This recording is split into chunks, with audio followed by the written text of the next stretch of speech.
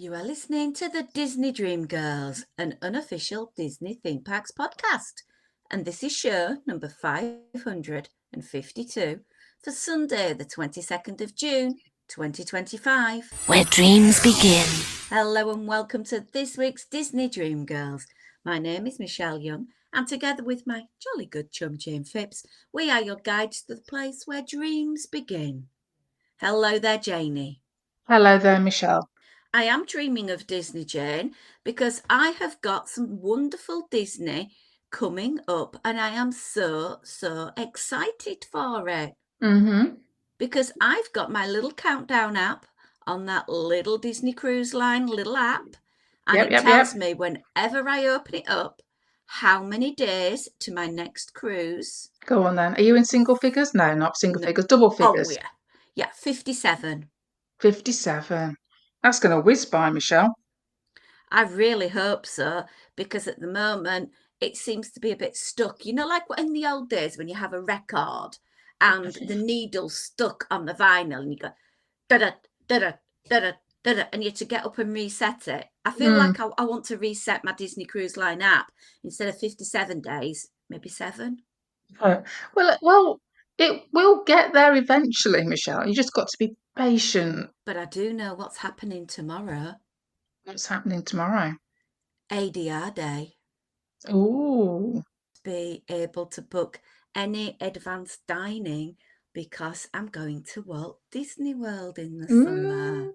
Yay! It was just one of those moments where I sat and I thought, I've got all these Disney Virgin flying miles. What can I do with them? What mischief can I get myself up to? So I decided to see, and then I booked, and then all of a sudden I've got a Walt Disney World trip. It's funny how that happens, isn't it? Blink of an eye and, It was a complete accident, Jane. I didn't honestly mean to book it. It was like, oh, that's a good price. Click. Yeah. And how many of us out there believe that from Michelle? I know, that's true. Although there is a slight issue with it because the gods are now punishing me because my flight out is direct and it's literally get off cruise ship, go from Southampton, drop off Caroline, go to Heathrow Airport, check in for flight, fly direct. Mm-hmm. But on the way back, the only way I could make it work for the points that I have to go via Atlanta. Have you been to Atlanta before? No. Well, there you go. That's somewhere new to say you've been. It is. I can even buy a Starbucks mug, Jane. That's not a problem at all. I was just about to say that when you said that. I thought Starbucks mug. And I do gather it's one of the largest airports in the United States. So I thought I'm going to make sure that my onward flight gives me a good time to find my way around it. I gather it's about a 2.5 hour flight up from Orlando. I gave myself 4 hours and I thought 4 hours is enough to get off the plane, stretch my legs, suss out the Starbucks, and then I got a nice little text message literally the second after booking it. Your flight has been changed. I now have to spend 6.5 hours in Atlanta before getting the flight back to Heathrow. So I'm a little bit discombobulated over the fact that I have 6.5 hours to kill at Atlanta now. Well, I'm sure there's plenty of coffees you can drink. I think I'm going to be investigating in a lounge and see if I can pay and just go into a lounge, use the Wi-Fi, get endless coffees. We'll see. I'm not moaning because at the end of the day, I've got a cheapest chips trip to Walt Disney World. Thank you, Virgin Atlantic, for all your assistance with making my trip virtually cost-free. And one of my lovely friends, the lovely Laura, is in Walt Disney World at the same time. So I'm able to share my accommodations with her. So I don't have to pay for the extortionate room costs on my own. So that's just meant to be. Meant to be. And you're already ADR planning. Well, I'm blaming Linda Walker because Linda has just come back from Walt Disney World and she tried Geo 82. Oh, yes. She did it as a regular guest and then she did the fireworks experience and she was saying to herself, should I cancel? Should I cancel? It's a lot of money. I've already been there. Should I cancel? In the end, she decided to go. Mm-hmm. And she said, as a single traveller, she thought she'd have a duff seat. No, she had a seat right by the window. Mm-hmm. She managed to snaffle out of them 4 glasses of champagne, Mm-hmm. proper pucker champagne, the expensive stuff, Mm-hmm. 2 cocktails, and a tower of food, an amazing view, an amazing experience. And she said in the end it was worth every penny, but she was perhaps a little bit happy when she left. Mm-hmm. 185 $180, that includes your tip. I'm still sort of thinking, I don't know, but you never know. I'm going to do something on this trip that is going to reward me for getting through another year in my job.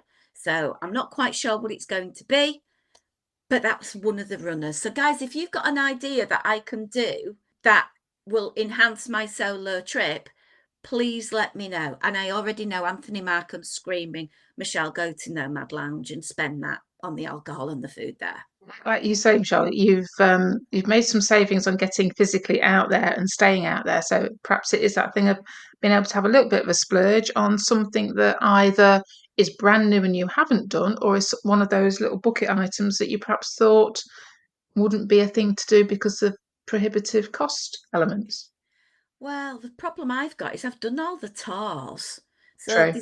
there's no new tours. I don't know if they're still running the Segway tour at Wilderness Lodge, but as I say this out loud, I'm seeing a very panicked Jane on the other end of the conversation here, thinking, how many limbs are you going to break if you do a Segway tour? Yeah, I have never ridden a Segway, and the only story that I can tell you is a good friend of mine did a Segway experience over here in the UK and managed to hit the root of a tree.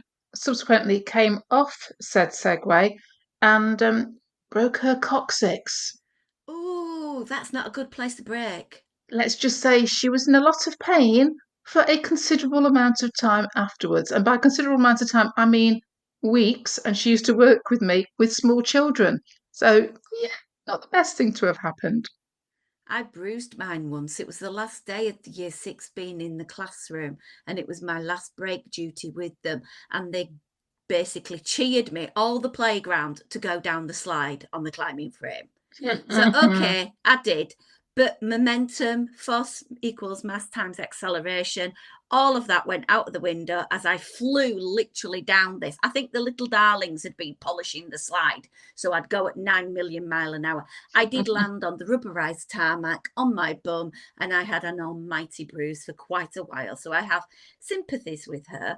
I did do a Segway talk many eons ago, and some of our listeners may remember this. It was offered over in Epcot, where you'd Mm. go and be trained how to use the Segway, and then you'd go around World Showcase and have the story of each pavilion as you segued. But this must have been back in the days, Michelle, before they opened up World Showcase, because obviously historically World Showcase never used to open until 11 o'clock in the morning, Yeah, something like that. So I'm yeah. presuming it's though at that time when it was so it'd be pre 11 o'clock in the morning. Because I know we did the backstage magic tour and we got to go behind the scenes at the American Pavilion, and it was quite special to be able to walk onto the World Showcase and it be completely empty of anybody else but us. Yeah, exactly. I think it was starting at 8:30. It was a really good tour. Really enjoyed it. Anyway, we're digressing completely. We've not even begun on history.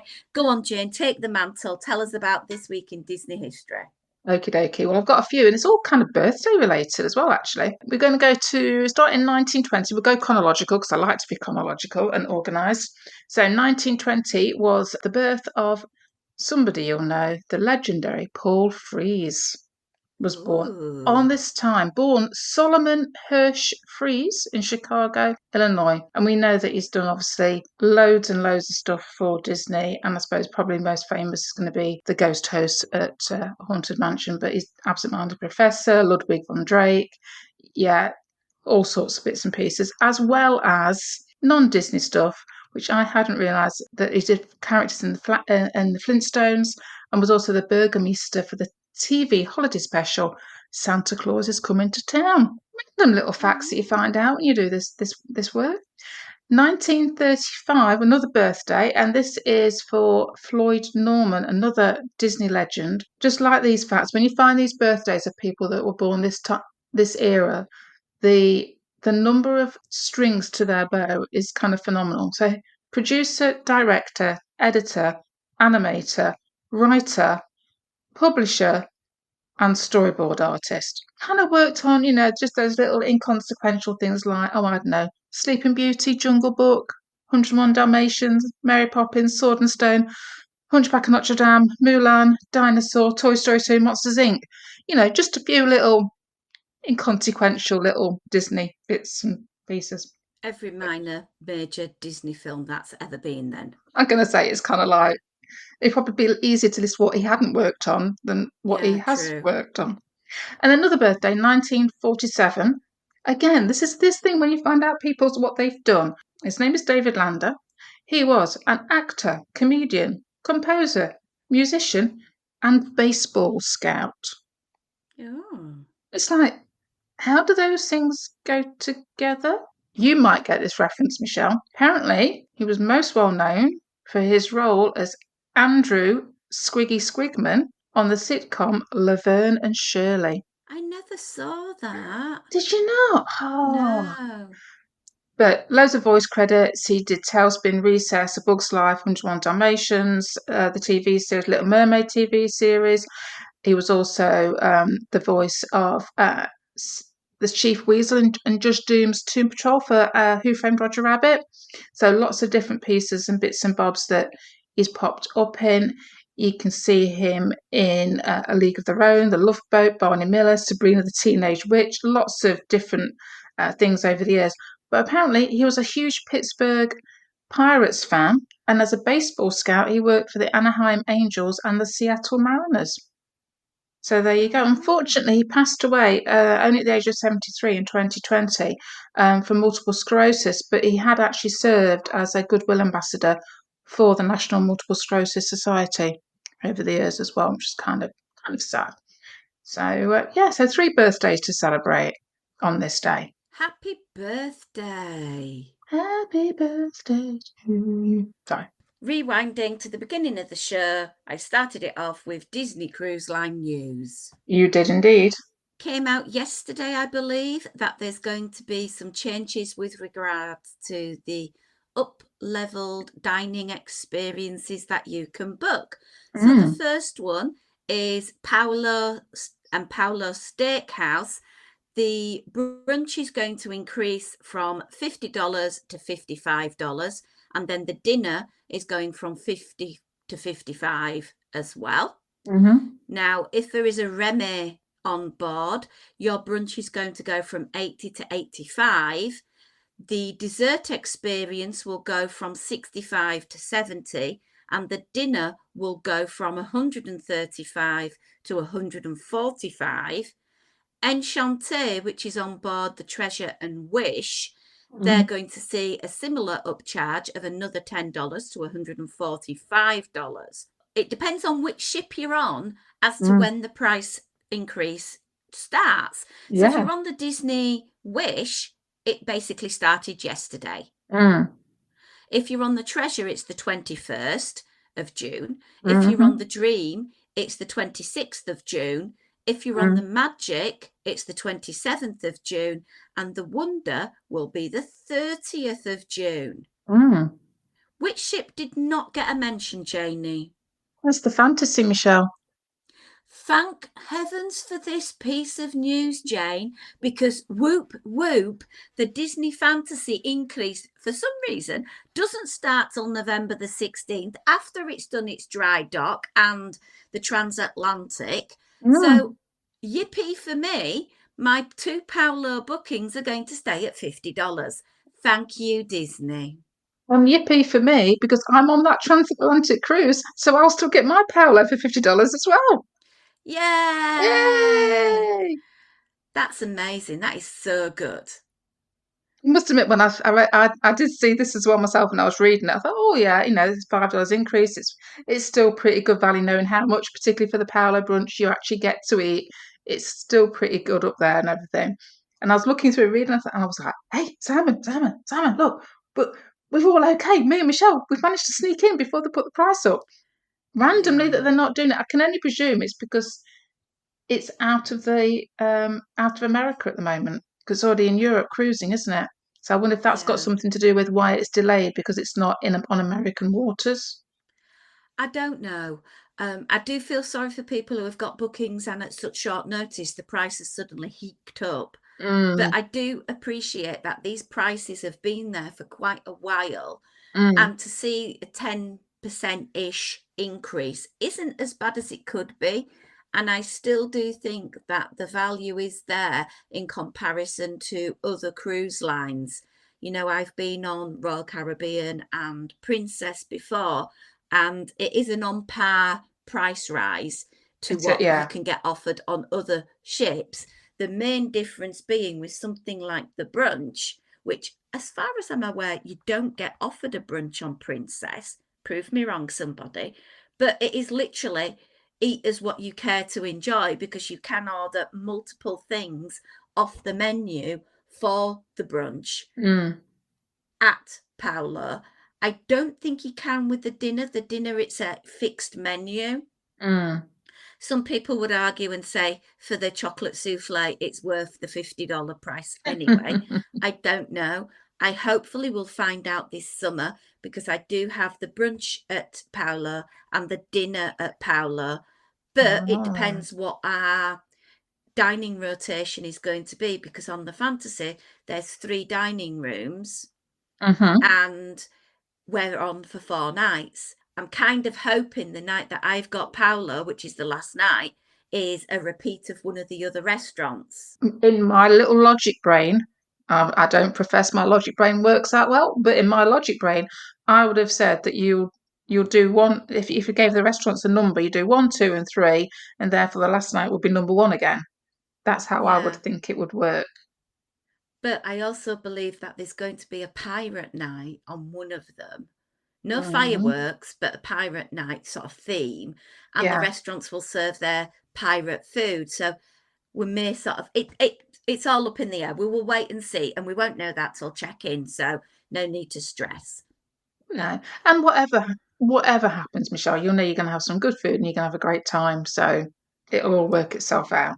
A great time and the best of company with Caroline. I really hope she loves the Disney Fantasy as much as I do. I'm sure she will. And the benefit for me is because you'll be going on it before me, you can come back and tell me everything that I need to know and to things to do and maybe things not to do. Well, Jane, I Hmm. gather you've got some Disney news. Yeah, we've got the Disney. Oh, let me get the complete proper title because you have to be careful on these things. So this is the Disney Starlight Dream the Night Away Parade. So we know it's coming this summer. They've actually announced the times and the parade route.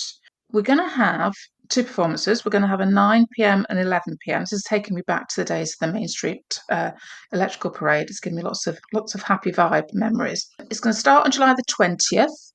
It will not be running whilst Mickey's Not So Scary Halloween parties are happening. And so, therefore, if it's not happening, that's probably going to skip Mickey's Very Merry Christmas party dates as well. But interestingly, the parade route, whilst it is the standard parade route, rather than running from Frontierland to Main Street, they're going to apparently run it the other way around, Main Street to Frontierland, to quote, allow for better guest flow at the end of the night. So that's Hmm. going to be interesting because I seem to remember now.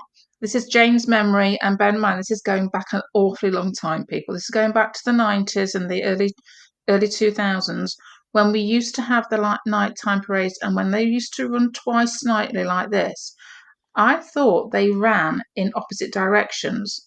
I thought they say if it was a Frontierland to Main Street, then the second parade would be Main Street to Frontierland. That's how I thought it used to work, but I could be wrong. So if anybody knows that out there, or whether Jane's just going completely bonkers and misremembering things, I'd be really interested. Probably should be able to ask a Gemini or a Chat GPT. I'm sure they would give me the answer. But anyway, so yes, apparently this time around, these parades are going to run Main Street to Frontierland. So you get that better flow of guests at the end of that, which kind of makes sense because we all know everybody follows the parade and then getting out of the park at that time of night can be a bit of a mare, so to speak. So that's going to be interesting.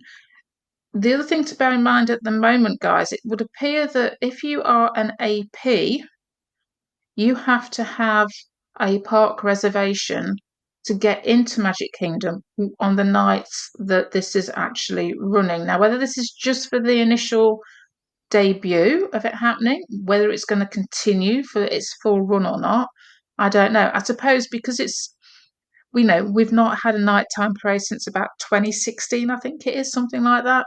Perhaps it's this thing of they know it's going to be a must see, and therefore in those early weeks, days, weeks, months, whatever, perhaps they're going to be a bit canny about who they're letting in, so people just can't turn up just for that, and all of a sudden we end up with stupid crowds or whatever. So it's going to be interesting to see that develop. Um, I think you said something about park hopping as well might be impacted. I don't think there's anything that's come out solid about that yet. So yeah, July the 20th. So it's what, a month away, isn't it? So let's see what happens over the next few weeks and see if we get any more solid information as to how it's going to work and how it's going to affect AP holders and that park hopping potentially. And if so, for how long? Well, feeding on for that, there's going to be quite a few attractions closing and opening over the summer months. So I thought it'd be quite useful to chat through some of them. Mm, So the first one, Astra Orbiter. Now, this has been down for a while. They literally took it all to pieces mm, and it has been gone from the park. There is a date of summer 2025. For me, right. it is the best place in the theme park to sit when there's a storm in the distance, because seeing the lightning on an evening or even getting that elevated view of the park with it all lit up is amazing. And if you time it to fireworks, Mm, but yeah, nice. Yeah. time it to the lightning, it is amazing. So that's a good one. At some point during August, Buzz Lightyear Space Ranger Spin will close. Now, all they've sort of said is August 2025. So we will see. You've already mentioned about Starlight Dream the Night Away starting on July 20th. Mm-hmm. Hall of Presidents is down, and there is absolutely no news out there of a reopening date. Yeah, it's funny this one because they've opened the rotunda again, so you've got somewhere to go in and get a bit of air conditioning and see that area, but they've not actually started the show. Do you think they're going to time it for July the 4th weekend? Maybe bit patriotic and all that. Can I just add a quick aside Mm, that I loved it when they had the Muppets doing a little yes. performance to the side of being puppeteered through the windows. I shared it Mm, the other day on the Instagram of things that were in the park that I'm missing, and it brought back so many lovely memories. I think I remember standing there for 25 minutes in the baking heat and recording it for our Patreons so that they can go back and look that up and enjoy it. So anyway, going back on with Magic Kingdom, we all know and are sadly lamenting the passing of the Liberty Square Riverboat and Tom Sawyer Island, closing on the 6th of July. Dumbo Indoor Play Area. There is still no reopening date for this, and it's been down for quite a while. mm, So that's it for Magic Kingdom. okay. What else we got? Over at Epcot, we Mm, have got Test Track reopening. Now there's mm, lots of dates for previews coming out, but nothing confirmed for as of yet for annual pass holders. But it is opening to the general populace 22nd of July. yeah, not long then. No, it's good to see that the signage is all up. There will still be a single rider line. So Mm, that is one of my favourite things to go down. However, sometimes you end up waiting longer in that particular single rider line. We shall see. Over at DHS, we've got Rock and Roller Coaster. closing sometime in 2026, and then later in 2026 opening with a Muppets version. So from the sound of that quick turnaround, I don't envisage any changes to the track. It will just be to the music, the pre-show, the theming. Yeah, because I mean, it was down quite a bit at the beginning of this year anyway, wasn't it? So, as far as the mechanics of the track, etc., you'd like to think that should be pretty solid, although it is actually quite an old roller coaster now. Yeah. Okay, hopping now to Animal Kingdom. Dinosaur is having the world's longest warning of being closed ever. It's just slated for 2026. Now we lost It's a Bug's Life. Zootopia Better Zoogether is going to open winter 2025. Oh, okay. So that could be any time between what, November and end of January? Yeah. And last but not least, it's a restaurant, Jane, I've got. Okay. Shula's Steakhouse over at the Dolphin has Mm. closed, and it's going to be reopened and reimagined as the Bourbon Steak by Michael Mina, and reservations can be made now for its opening night via Open Table for the 26th of July. Because that was, as far as I know, quite a popular steak restaurant for a lot of people, wasn't it? Having stayed at the Dolphin twice, it's never a place I've even considered, because I Mm, did feel the sting of the prices a little mm, bit. mm. But we will see. We will see what happens. Yeah, never know. So that's basically all I've got on my agenda there, Jane. What about yourself, my love? Well, that's it for me as well, really. It's the lots of different things to look forward to coming. I think it's nice to see watching a few different bits and pieces where we've got like the expansion to the kids area at Disney's Hollywood Studios, more characters roaming around outside there. I think I think it's becoming apparent that they recognise that, having these incidental characters roaming the park and little bits of entertainment are kind of what gives these parks a bit of more magic than just riding attractions and stuff. So I think that's been nice to see the fact that, yeah, we've got new shows to experience and, yeah, nice to see when a ride does go down, like Astro Orbiter, whilst it wouldn't be necessarily on my top list of things to do, it is nice to see that they've actually given it a proper refurb by getting rid of everything and rebuilding it. So lots to look forward to. I think we're going to continue the conversation with regards to these attractions over on our Patreon channel with an exclusive audio show for them. But I think for now, you can always find us on our Instagram at DisDreamGirls. We have our Disney Dream Girls podcast family. And I'm just going to say until next time, it's a goodbye from me. And goodbye from me.